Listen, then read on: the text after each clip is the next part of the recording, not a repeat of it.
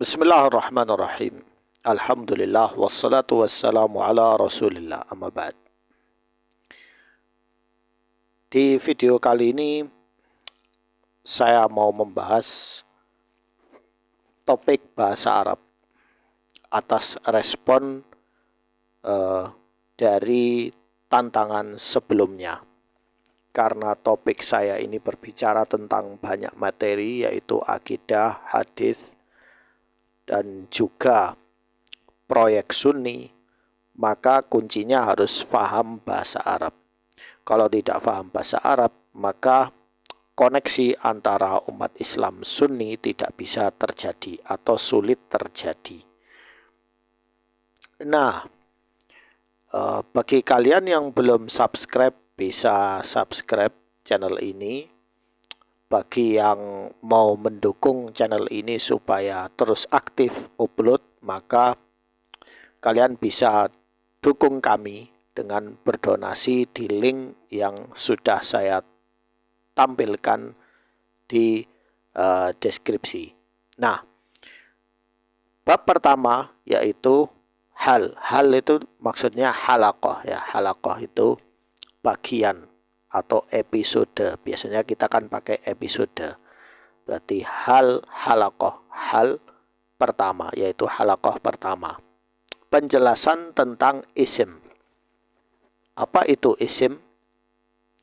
Isim dalam bahasa Arab, al-ismu, adalah kata yang menunjukkan nama, ya. Misalnya seperti saya, ismi Khalidun, ya. Kemudian benda, contohnya benda itu apa? Kitabun. Kemudian sifat misalnya fakirun, ya fakir, artinya fakir, orang yang tidak punya apa-apa. Tempat, lokasi, ya makan. Tempat, contohnya masjidun. Kemudian waktu artinya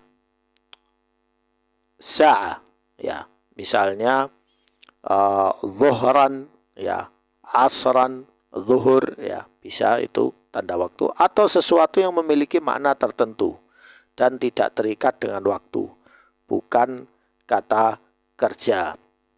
Misalnya sidrun artinya bidara, habbatus sauda, ya jinten hitam, ya.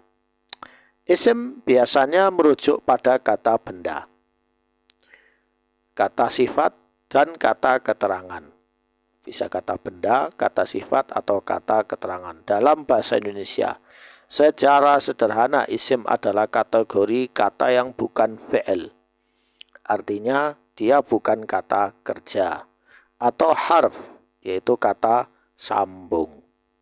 Itulah yang dimaksud dengan isim. Ciri-ciri utama isim dalam bahasa Arab.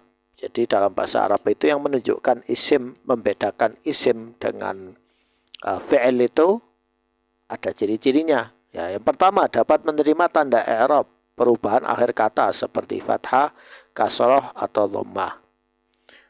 Kemudian tergantung posisinya dalam kalimat. Yang kedua, dapat didahului oleh huruf jar seperti bi, fi, li, dan lainnya, atau huruf lain yang khas untuk isim.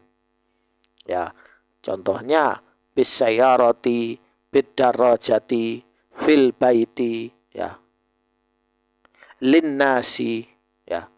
Kemudian yang ketiga, dapat memiliki tanwin, tanda baca ganda seperti fathatain, kasrotain, dhammatain, ya. Tanwin itu maksudnya tanda baca yang double, ya, atau alif, lam, al, ya. Asyamsu, al-qamaru, ya contohnya, ya. Kemudian yang keempat adalah contoh isim. Ada kitabun, Muhammadun, jamilun, makkatu, ya. Kitabun, ya, jadi kata benda, jamid. Kemudian Muhammadun, isim, ya, menunjukkan manusia yang hidup dan memiliki sifat, ya. Kemudian jamilun, kata sifat. Makkatu, isim makan. Kemudian isim bahasa Arab yang sama dengan bahasa Indonesia. ada beberapa kata dalam bahasa Arab yang diadopsi ke dalam bahasa Indonesia, terutama karena pengaruh Islam, budaya, atau perdagangan. Kata-kata ini umumnya merupakan isim dan memiliki makna yang sama atau mirip dengan penggunaannya di bahasa Indonesia. Berikut adalah beberapa contoh. Jadi beberapa contoh kata-kata yang sebenarnya itu dari bahasa Arab yang dimasukkan ke bahasa Indonesia. Contohnya, kitab. Kitab, kitabun, ya kan? Buku, tulisan, kitab suci disebut kitab. Digunakan untuk merujuk buku, terutama kitab suci atau buku penting, ya. Kemudian yang kedua, dunia. Dunia, ya, dalam bahasa Indonesia adalah kehidupan duniawi, ya. Dunia. Dunia merujuk pada kehidupan dunia atau alam semesta. Kemudian akhir, ya, atau al-akhirah. Kalau di sini orang ngomongnya akhirat atau akhir, terakhir, penutup. Dalam bahasa Indonesia digunakan untuk menunjukkan sesuatu yang terakhir atau penutup. Hari akhir, ya, maksudnya al-yaumul akhir, ya, hari kiamat. Kemudian zamanun, zaman, ya, dari bahasa Arab, waktu, era, atau masa. Zaman merujuk pada periode waktu tertentu. Contohnya zaman modern, ya. Kemudian ilmun atau ilmu. Dalam bahasa Arab pengetahuan ilmu. Dalam bahasa Indonesia ilmu merujuk pada pengetahuan atau bidang studi. Contohnya ilmu pengetahuan dari kata ilmun. Kemudian makna. Makna yaitu dijadikan bahasa Indonesia jadinya makna, ya. Maksudnya arti, maksud. Dalam bahasa Indonesia makna digunakan untuk menjelaskan arti suatu hal. Contoh makna hidup. Kemudian hikmatun, hikmah. Arti dalam bahasa Arab kebijaksanaan, pelajaran atau hikmah. Hikmah merujuk pada pelajaran atau kebijaksanaan dari suatu peristiwa. Contoh hikmah dari cobaan. Kemudian adab, adab. Ya, kalau jamaknya al-adab, ya. Arti dalam bahasa Arab kesopanan, tata cara atau sastra. Adab merujuk pada akhlak, sopan santun atau tata cara. Contohnya adab bergaul. Kemudian umrun, ya.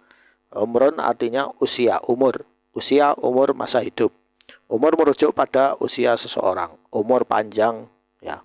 Umur pendek. Kemudian yang terakhir adalah rahmat. Rahmah, ya, atau rahmat. Rahmat kasih sayang atau keberkahan. Rahmat sering digunakan dalam konteks keagamaan untuk menunjukkan kasih sayang Allah Subhanahu wa taala. Tidak semua mufradat atau kosakata bahasa Indonesia itu dari Arab. Ada yang dari bahasa Inggris, bahasa Belanda, bahasa Jawa, dan bahasa lainnya. Cuma memang ada banyak contoh-contoh isim kata yang dari bahasa Arab yang sering kita pakai dalam kehidupan sehari-hari. Jadi itulah yang dimaksud dengan isim. Jika kalian punya pertanyaan, bisa kalian tulis di kolom komentar. Lalu akan saya jawab di video berikutnya. Kalau tidak ada pertanyaan, saya lanjutkan ke topik yang berikutnya. Sekian, semoga bermanfaat.